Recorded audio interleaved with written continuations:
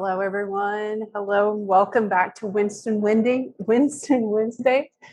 I'm Samantha Brown. I'm here in the factory in Louisville, Kentucky. And Happy New Year. Happy holidays. I hope you guys had a good one. Thanks for coming back and seeing us. I am joined today virtually by one of our salespeople, our man in Mississippi, Mr. Corey Ainsworth. Corey, you there? I'm here. Hello, Sam. Hello, everybody. Hi. I want to turn you up.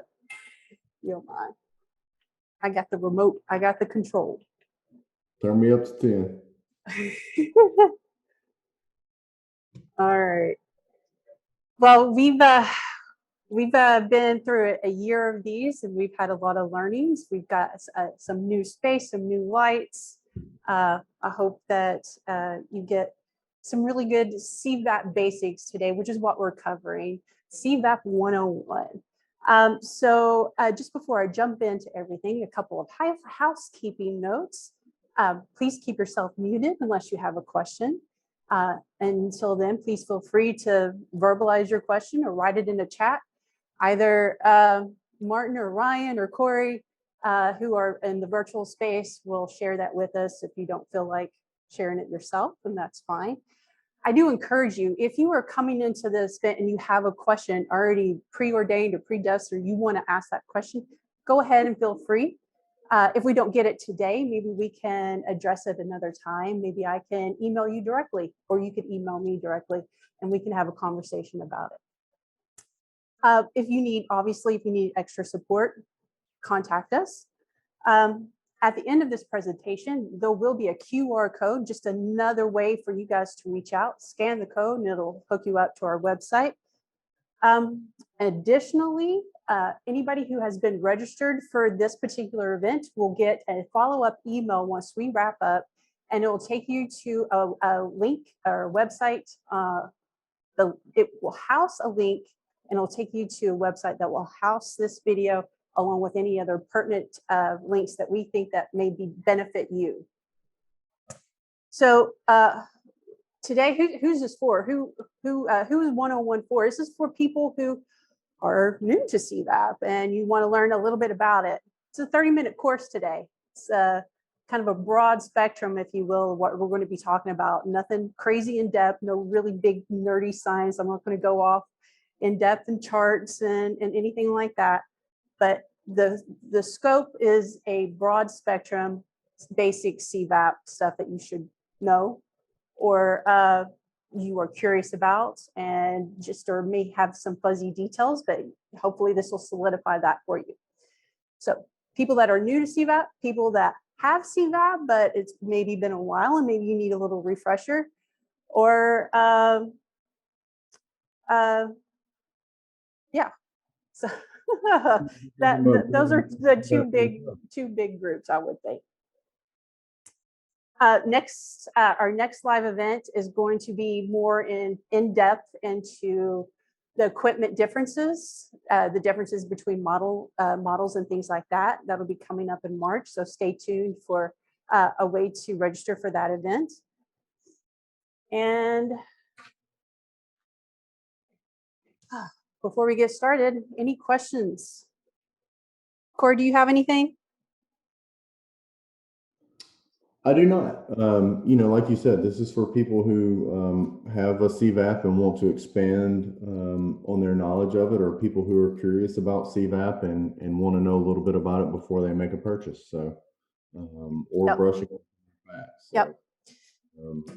I would encourage everybody, if you have questions, type them in the chat while Sam's going, and at the end we'll do a Q&A also if people want to talk. So let's roll. All right. So how does CVap technology work? Beyond the acronym controlled vapor, it is the independent control of vapor and air to cook and or hold your food precisely. So it leverages the properties of water properties of water in the environment, or vapor in this instance, to help regulate or control the temperature of food. because after all, food is mostly water. It also uses the evaporative properties of convected air that's moving, to help drive away moisture on the outside and color. It helps also regulate the color or the external properties of the food.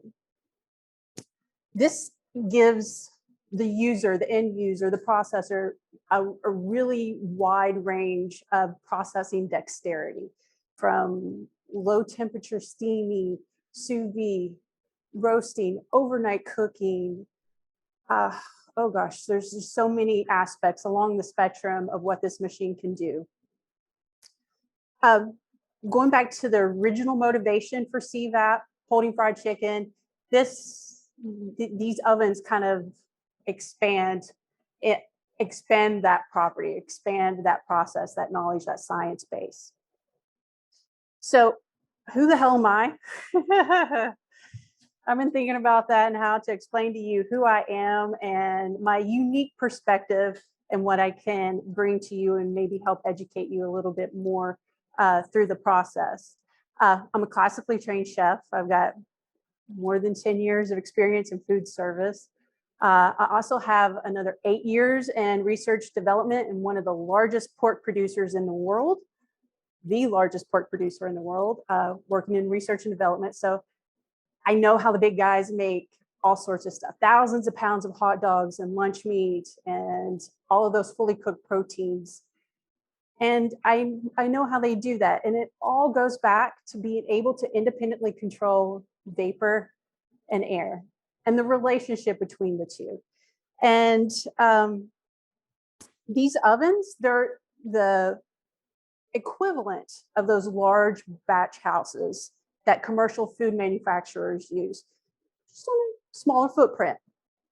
The cabinet, simple design. The touchscreen user interface or the control panel, I think, is intuitive and easy to maneuver or navigate. It just takes a little practice, just like any piece of equipment. The technology is seemingly simple to understand. The biggest hurdle from my standpoint comes to application, the food. Knowing how to program your CVap, cook and hold oven, or holding cabinet to achieve the results you want. So we're hoping to mitigate some of those things that you have today, or some questions that you have about that. All right, so before we get into the food, any questions at this point?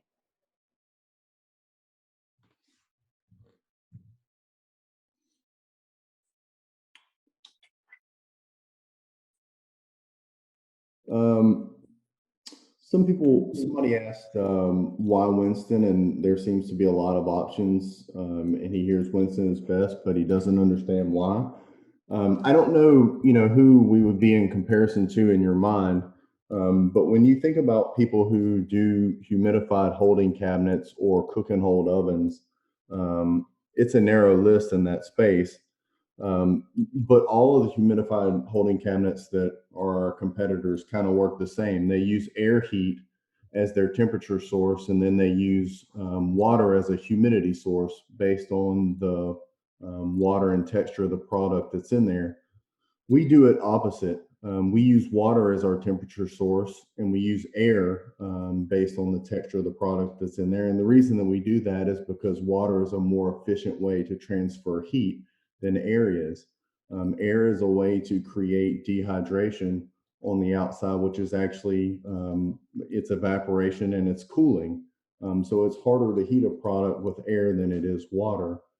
As far as cook and holds are concerned, it's really kind of Alta-Shaam and it's us. And the difference between us and Alta-Shaam is a dry cabinet, and we have between a 1.5 and a 2.5 gallon water bath in the bottom.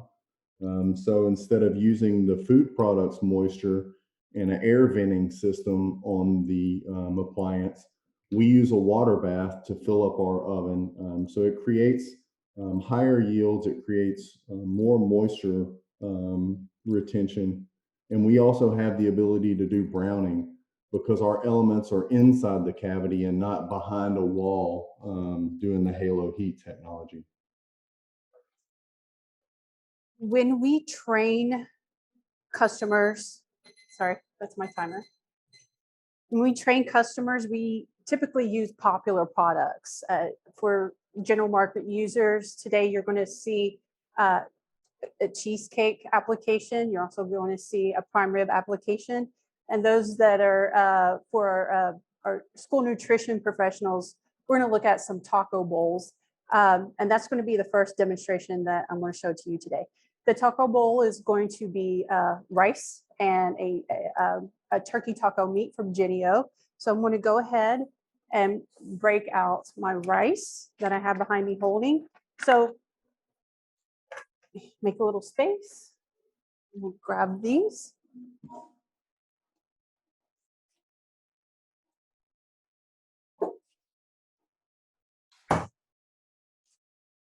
All right. So this was prepped earlier this morning. It's been holding till now. And I did so this is a commodity-based item because, of course, this is school nutrition. We want to keep consistent with those types of products. So it's a parboiled brown rice with a little bit of salsa and water. And we cooked this in a CHV oven behind me. And the program is 200 on the vapor, 350 on the air. Okay, 200 on the vapor, 350 on the air. That's actually our maxed out set points. And set points, I mean the actual temperatures for those two variables, the vapor and the air. So 200 is our max on our vapor, 350 is our max on the air. And why would we do that for rice? Because rice needs all that energy. It takes a lot of energy to cook rice. So it is a good program for lasagnas, reheating some like really like casserole dishes, things that have a lot of kind of weight or thermal weight to it, things that are really thick. So you, in addition to the air heat of 350 degrees, you get the benefit of the 200 degrees of vapor with that. Now you would think that there's not any vapor in that air. Well, that's not true. You actually have between 8 and 10% of vapor in the air at that environment at the time. So this is a great program for rice, and you can use different types of rice, long grain, basmatis, and those sorts of things, as well as the short grain rice. You may want to change the set points a little bit to get to your target, but all in all, you can do any sort of rice at that set point. And really, a lot of people ask me, 350 is your max temp. Why do you do that? At 350 and below, we don't have to go under a hood. Is the biggest concern. But also, Sam made a good point. 350 in our oven is different than 350 in a convection oven. When you stick your hand in there and you've got 200 degrees of vapor going on, it creates a lot of powerful steam. So it may be 350, but you've got a lot of energy in there coming from that water bath. It's able to cook foods a little quicker than just an air-based 350 cook. Now, rice is one of those particular items, especially when it comes to holding. It needs to be between 140 degrees and 150. 140 because you don't want to go below that because of food safety risk. And 150, I would say 155. Let's say 155. Above 155, it starts getting hairy, or like it starts, the grain itself starts to break down, get fuzzy. You'll see that a lot, or I have in my day. So if you keep your set points, and the hold set points for this one, I believe it was flashed up on the screen a few minutes ago, was 145 and 147. So it's a really narrow differential. When I say differential, it's the difference between the vapor and the air number. So the closer those two numbers are together, the more humid that cabinet is, the more steam and more vapor that you'll see when it comes out. The further apart those numbers are, the more dry that cabinet is, and the less relative humidity you have, and the more evaporative properties you have in that cabinet. Okay. Any questions about rice before I get my taco meat out?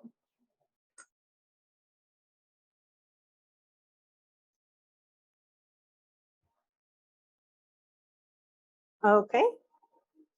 If you guys have, just please feel free. Feel free to ask away. All right. Here we have a cook and bag product from Genio. It is a turkey-based taco meat. So it's a pre-seasoned, fully cooked item that comes in a boil and bag pouch like this. I think it's about a 5-pound pouch. This was fully frozen earlier. We put it in a CVap oven, and the program for that was 200 on the vapor, 200 on the air, a 0 differential. So it's high humidity. And that, of course, is our maxed out vapor. It is a maxed out relative humidity. You can't get any more than 100% relative humidity. So it's a really, think about it as a low temp steamer, that sort of environment, okay? Huh? Oh, sorry. Will is talking to me, got me all distracted. So 200 and 200. From a frozen standpoint, this took about it took about 70 minutes. So in an hour and 15 minutes to get to 140. 140 came from the spec, the actual instructions. And of course, you guys don't know how to take the temperature of a boiling bag. Of course, I've already cut into it, but you don't want to poke into it. You just kind of want to lay it over like that. And it'll give you a good temperature. Okay. So, one more thing. When you do a high humidity environment, and this is the type of pan that I would prefer or recommend that you use. This allows the vapor to go through the screen or the perforated pan. The water does not pool and create a safety risk for you, but that's obviously, you can do that in steamers as well. So whatever you would use, whatever type of pan that you're using steamers for, in this type of environment, that's what I would suggest as well. Again, from a holding standpoint, I put it in the same environment as the rice. So they're at the same temperature. It's still high humidity. You're not going to have any issues with the boiling bag bag itself. Okay.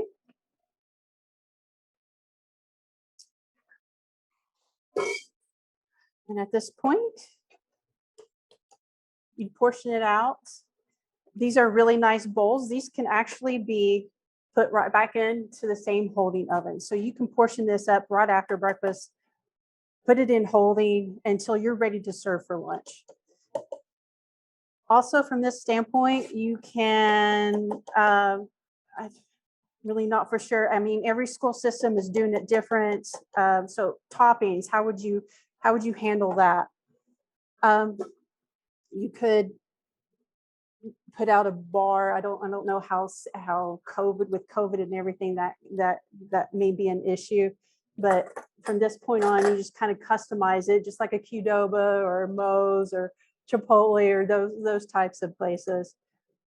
So we'll add a little salsa, add a little cheese, a little sour cream, and you have a really nice taco bowl. Pardon my hands.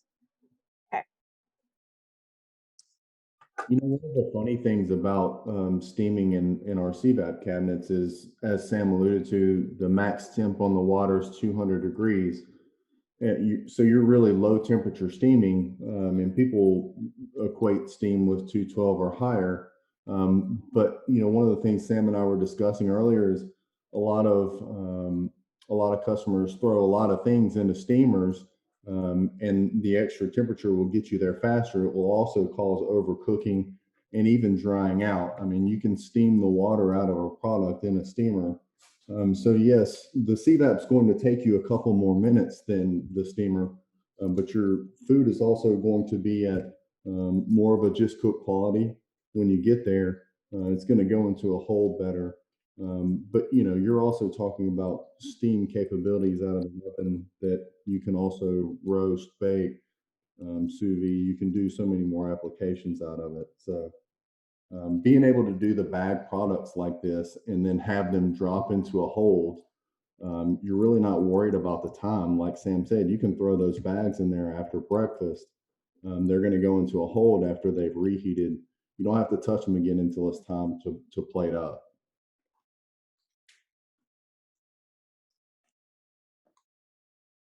Yeah, I think that low temp steaming is definitely a little more forgiving. You have a wider window of doneness, instead of when you're doing high temp steaming, things can get overcooked in the blink of an eye.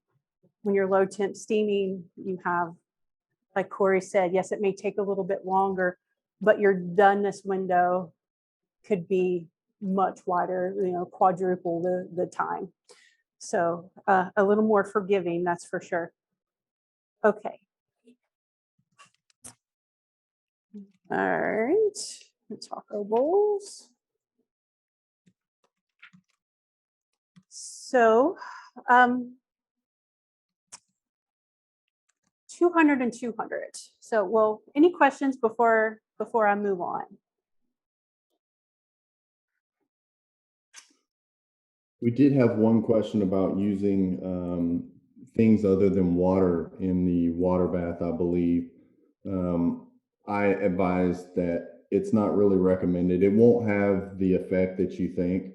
And what you'll really end up with is a lot of particulates and solids that end up in your evaporator, causing you some issues there. I didn't catch that. Using what in the evaporator? Using things other than just water, flavor enhancers like broth or anything Right. else.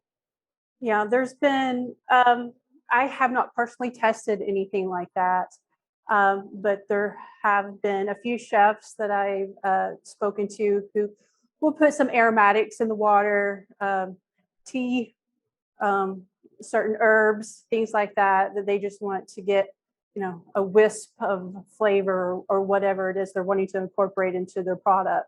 I've heard of them doing that, but not a different liquid source, but maybe adding an aromatic to the water. Like I said, I have not tested that. I don't know how it would react. I would assume there's some novelty to that. My concern is how well are you keeping up with your equipment? I would not want you to leave that in your evaporator overnight and have any issues. So from a cleanliness standpoint, just thinking off the top of my head, that's where I would have, some qualms, if you will. Yeah. Yes, Will. If you left your rice uncovered at 200, I have done that before. Now, that works really well, but I will say there is a little bit of inconsistency. With a parboiled rice, you probably won't have that problem, but something with like a brown rice where it takes a lot more energy. And that's a really good question. So for like a brown rice that takes a lot longer to cook, you would start with hot water.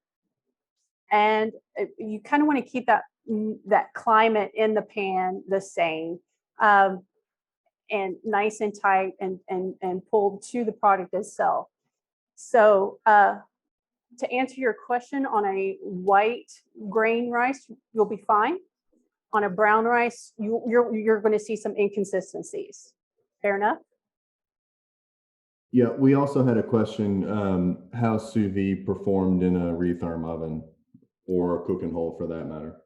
How does sous vide perform in a retherm oven? Well, how is it accomplished, basically? How is it accomplished?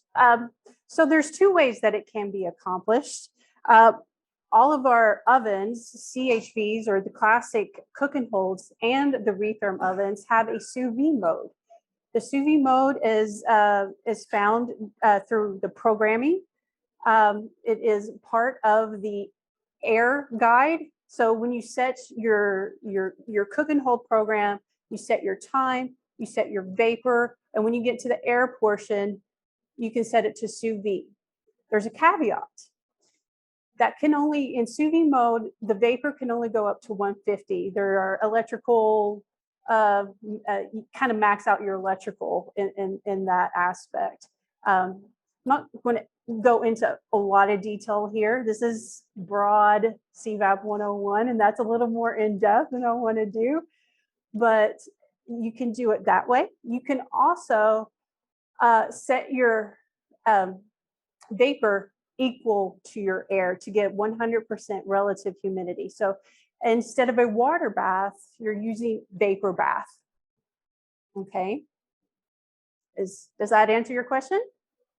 Yeah, and I think setting wise, that does for sure. I think the good thing about CVAP is you have the ability to do it either bagged or unbagged, which Yes. I think is probably the biggest advantage. Yeah. Because you're using vapor and not 100% water bath, your product's not submerged, so you can just put it on a sheet pan and you're really not losing any moisture. And volume. So using CVAP for sous vide type applications, you can increase your volume significantly. Also, I want to say, so there's some pros and cons with using bag or not using a bag, and it just all depends on your application and what your goals are. All right. So let's stay in the same vein or the same program, 200, 200. So 200 on the vapor, 200 on the air. It is a 100% relative humidity cabinet. What else can you do in there? You can do a lot of stuff. You can do low temp blanching, steaming, vegetables, those sorts of things. You can also do bathless baking. So those of you who are dessert minded or baking folks out there, you don't need to water bath at this temperature. So case in point, I've got some cheesecakes. So I'm going to go off camera really quick and grab them. Okay. So I have two products here. One was cooked at 200, 200 in a CVap oven. Well, actually, both of them were cooked in a CVap oven. This one was the bathless baked cheesecake at 200 and 200. This one right here. And take that ring off. So we have a beautifully, I don't want to say perfect, but it's near perfect cheesecake. It's level across the top. There are no cracks in it. There's no browning. I didn't have to use any foil. I didn't have to worry about the crust getting soft or anything like that. It is an Oreo cookie crust. And I can't wait to dive into it after this event today. The other one, I baked in CVap as well, but I used a different program. And I used a program that you would typically use for a convection oven. That's pretty much what I turned it into. I turned the vapor off because you can do that in your programming. I removed all the water from the reservoir and turned the air all the way up to 350 degrees with the convection panel on. The cheesecake itself went into a hotel pan. It's the same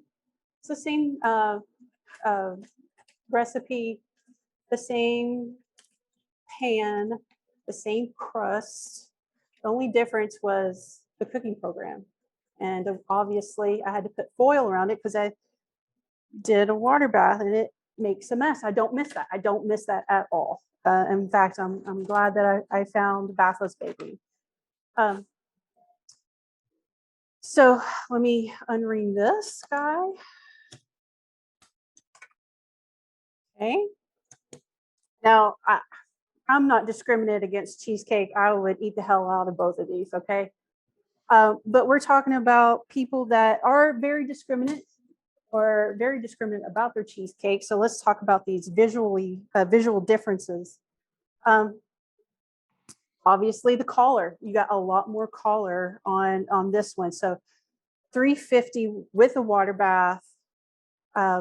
Obviously, you got some evaporative properties. You got some browning.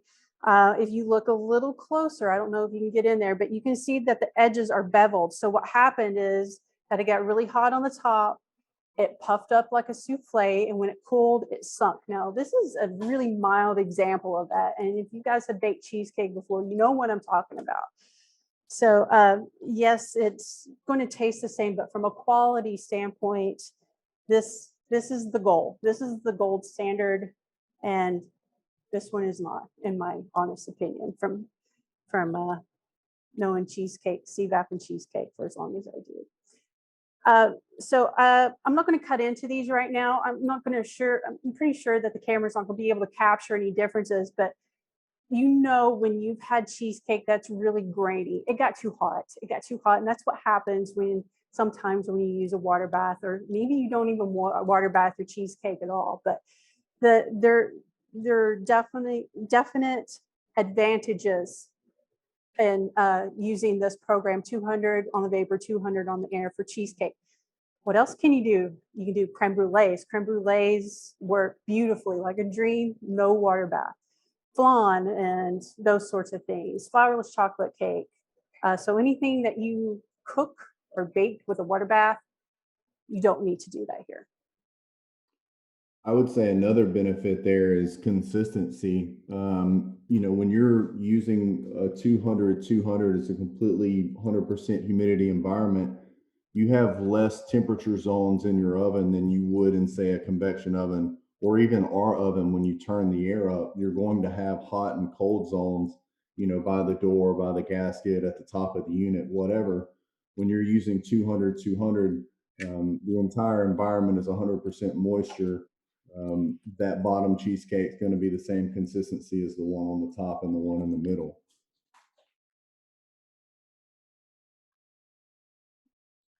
Okay. Hey, Sam, we had a couple of questions kind of leading into the next section. I'm going to get to them. I just don't want to do it before you're done with the cheesecake. So if we're moving on to prime rib, I was going to get a couple of these questions. I was going to move on to prime rib. Is that okay? Yeah, so we had one question was looking to hold brisket, and they were asking about settings. I typically would go anywhere between 145 and 150 on the water temp, and I would go, you know, +2 to +5 on the air to make sure that you're keeping your texture on the outside. Really, the water temperature is what you want your internal temperature to be. And for that, like I said, I'm adding the 2 to the 5 for the texture. We had another question about holding, you know, 300 steaks in a catering type application off site. Yes, we can hold temperature for 30 minutes or an hour or 2 hours. Sam's actually about to show it's a larger version of what you're asking, but it's a very good comparison to what you're asking. It will be an overnight held prime rib, and that will be at the same temperature it was for the last however many hours Sam's going to tell us. Right. So our next demonstration is going to be prime rib. I'm going to show you two examples, and two that I've done both in CVap. One is the first one is going to be a 132 on the vapor. I'll just go ahead and tell you what the program is. I cooked it for 6 hours, 132 on the vapor, 182 on the air. And then I set that the whole time for infinite because I didn't want to be here. I wanted to be holding. I wanted this to be an overnight cook. The thought process is what you would do is you would put this in at the end of the night, come in the next day. It's ready to go when you're ready. Okay. The hold temperature vapor would be at 132. And the hold temperature air would be at 134. So let's talk a little bit about the cook cycle, 6 hours, 132, 182.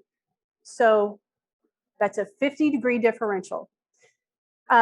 So remember back at the beginning, I expressed that the vapor temperature drives endpoint temperature, drives the food temperature itself. So I wanted the prime rib to have a pink rosy center that correlates to medium rare, medium temperature. So 132 was the goal. And on top of that, the evaporative property of that 50-degree differential. So 50 degrees of air on top of that makes the outside of the prime rib nice and dry. You get some fat that has been rendered. You get some color.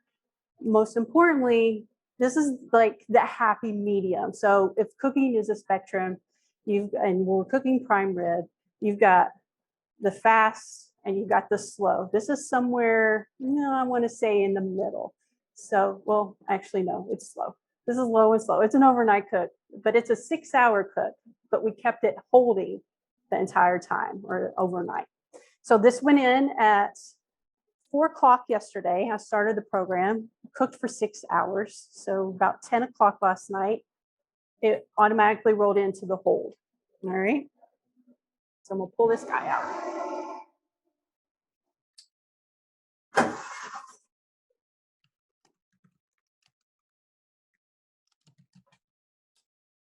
Okay. Secondly, using the same prime rib, this was a whole prime rib that I trimmed up. I kind of squared it up. I cut some of the fat cap off of it to get it a little more consistent across the board. And then I trimmed the lip, also trimmed the finger meat on the underside. So the companion piece to this is a convection cook. So just like I did with the cheesecake, I cooked this in RTVs. This one was 132, 182. This one was straight up 325 degrees, and I put it in just before noon today. And took it out when you guys heard that timer earlier. That was the 30-minute rest period, so it had just come out. So let's take a little look about the collar. All right, let's just call a spade a spade. Yes, the collar on this one looks mighty nice. I didn't put anything on this. A little bit of salt on the outside. That's it. I wanted you guys to see the difference here from a collar perspective of what you're going to get from this cook to this cook. Okay. Yes, there are options that you can do to make this look a little nicer. If you're serving it on a buffet or something like that, there are options for making that collar pop a little bit more. If you're just slicing in the back of the house and it's going out to the kitchen, maybe that's not a big deal for you. Maybe yield is a big deal for you, which brings me to my next point. Which one do you think has the better yield? This guy. This guy's going to have the better yield. Even through all that holding. I just took the cook and hold weight of this about, 30 minutes before we started today. So both of these started at 3.25 kilograms. So just over 3.28 kilograms. This one is just under 3, so 2.98. That's a 90.1% cook yield here. This guy was 2.43 kilograms. It's a 74% cook yield. A lot more money to be made on this guy. And yes, this may look prettier, but you're going to get a lot more money out of this one. And like I said, there are options. There are things that you can do. Again, I only put salt on this because I wanted to demonstrate to you the difference, apples to apples, how this would work. Okay. So I'm going to cut into these guys.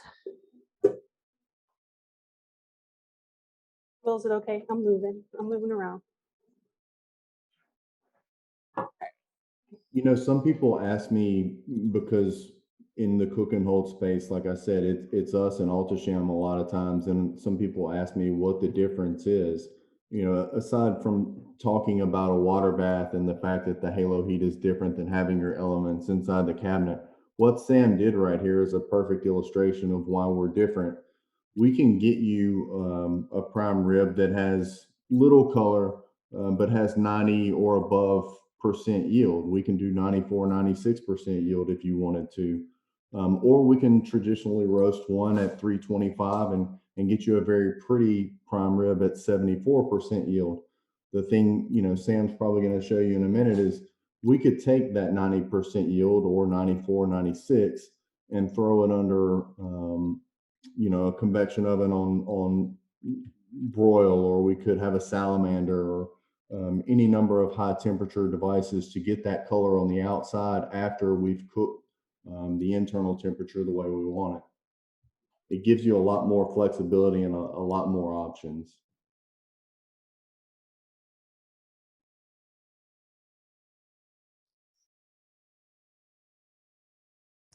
So yeah, the color may not be as poppy as I want it to be.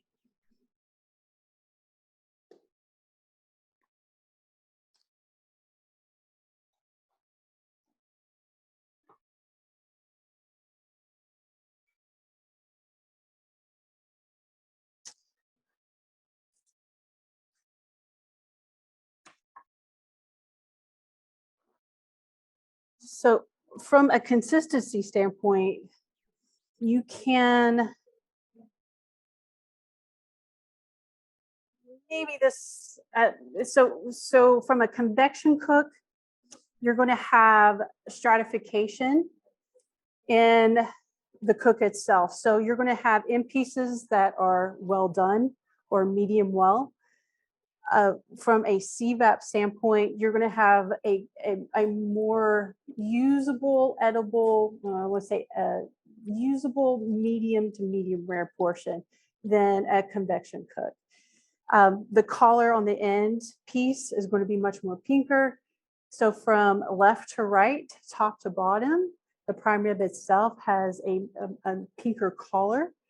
The done port or the convection cook has, I don't know if this is going to translate, guys, but it has, in a sense, a bullseye. And what happens is the hot air is pushing all the liquid to the center of the roast.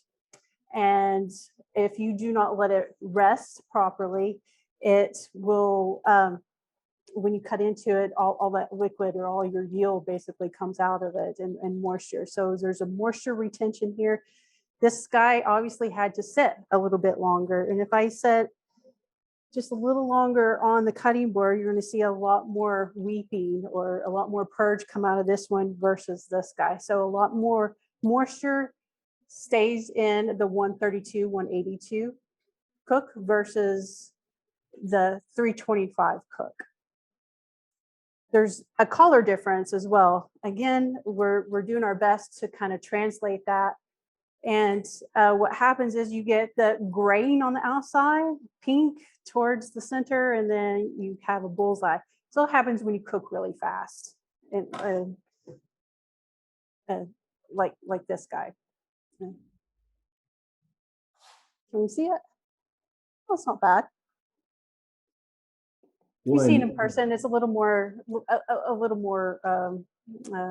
nuanced, if you will.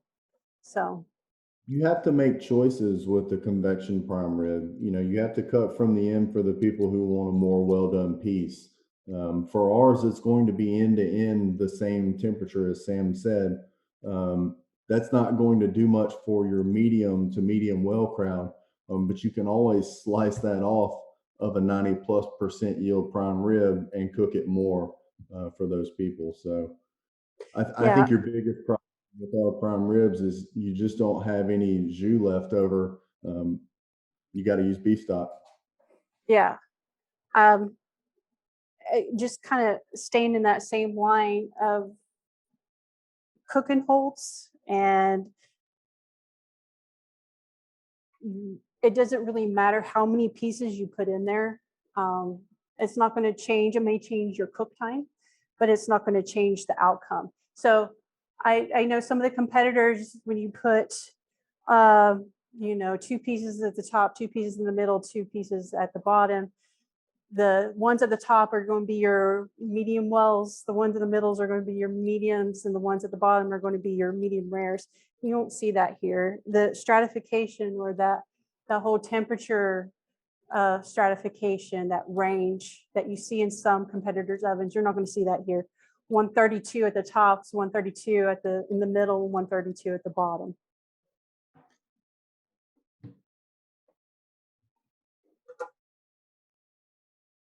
All right. We did have a question earlier, and I have to admit, I wasn't quite sure what they meant. They asked on the control board what the heavy function was. I'm not aware of a heavy function. Maybe I'll learn something here today. What function? Heavy? HEAVY, heavy? Yep. I'm sorry, I'm not familiar with that function. I pretty much know that controller inside and out. If you have that question, Gene, feel free to unmute. Or you mean on the high yield? Okay. I think they're asking what high yield means. Oh, high yield. High yield. Okay. High yield is obviously it's in the programming chain of events that you have to make a decision about.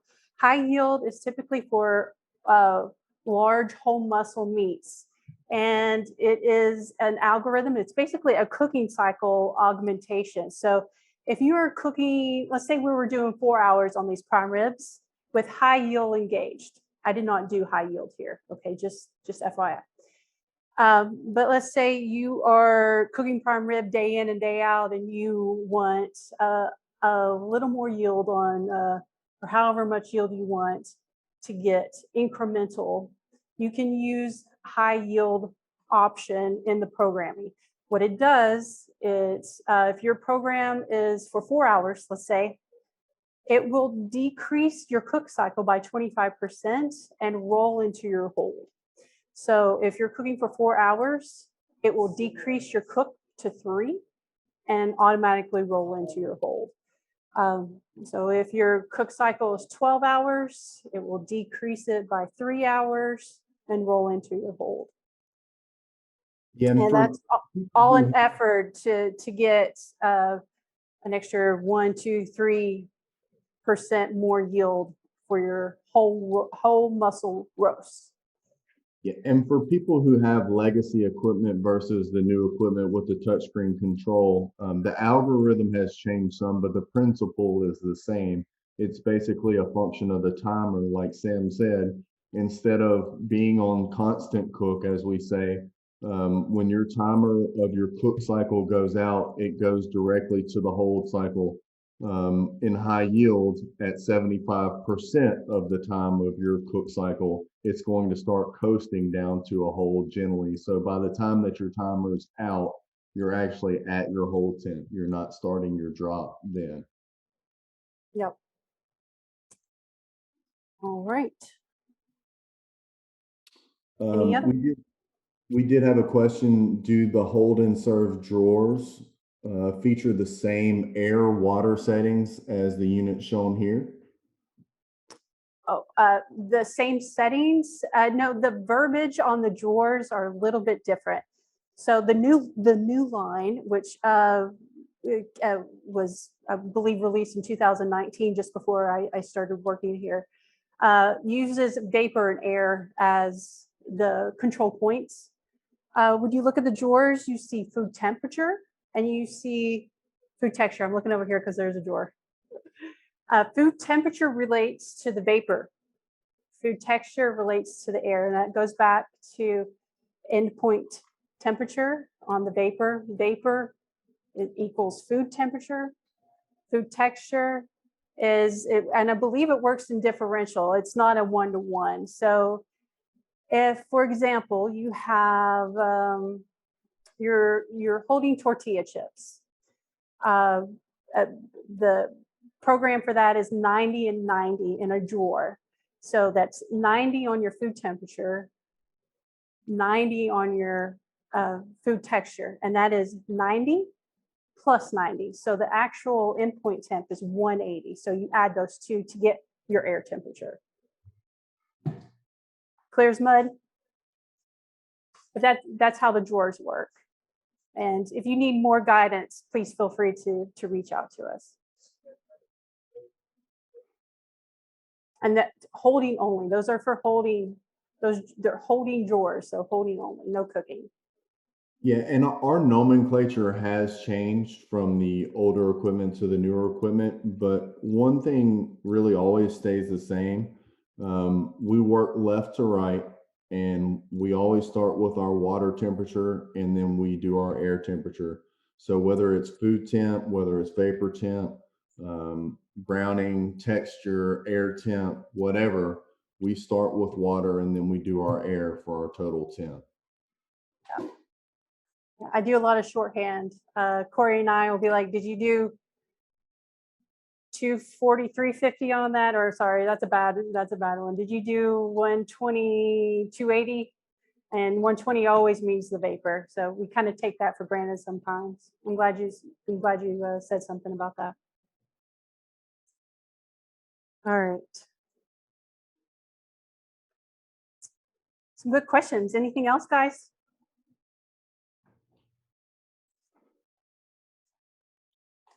So we've seen a kind of a spectrum of cooking. We've seen high humidity cooking at 200 and 200. We've seen the machine maxed out at 200 and 350 and what you can do there. You've seen something in between. You've seen the prime rib, 132 and 182. You've seen some holding capabilities. So this is, I think, for a 30-minute segment or 40-minute, wherever we're at, I think it's a good digest. We're almost at 1 hour. Yeah, a little over than I anticipated, but thanks for the questions. So from a spectrum standpoint, I think it was a good amount of information to cover. I hope that this helped clear some things that were fuzzy for you, if that's what you were here for. If you're new to the technology, if anything is fuzzy to you, please reach out and we'll do our best to help clear that up for you. But it does great cheesecake. It does great overnight cooking, hands off. It is the GOAT of holding. It does, low temperature steaming, all different types of processing dexterity. It gives the end user a lot of resources and backup to get to where you want to go. And in a ventless, hoodless environment and those guardrails. So I don't think I have anything else from the factory today. Corey, do you have anything you want to share? Just a great compliment for you. Somebody said every time they hear Kentucky Woman by Neil Diamond, they think of Chef Sam. That's awesome. She said, I would always get confused. People would be confused because when I moved back to Kentucky, I moved away for a while, guys. I come back, and when I moved away, people thought I was from the South, but they couldn't pinpoint it. But now my draw comes back whenever around everybody. It's so funny. And I've gotten busted because I don't pronounce my L's in words. Like I told you last week, Corey, that it was cold outside. So pick up on that. Robert Delaney, if you ever watch this, you made me paranoid about my L's. We did have one more question from Gene. He asked Gene, hi, Chef McRae, how are you?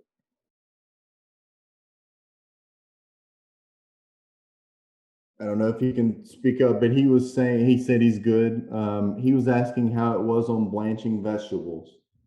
Oh, it does a great job blanching vegetable. We actually have a blog that we'll share with you. Actually just go to our website and just search for vegetables. But we do have a vapor blanching and roasting vegetable blog. Does a great job. If there's anything on there, we did like I want to say 15 or so products. It's been a while. But if there's something on there that you need specifically, you know how to get a hold of me, reach out.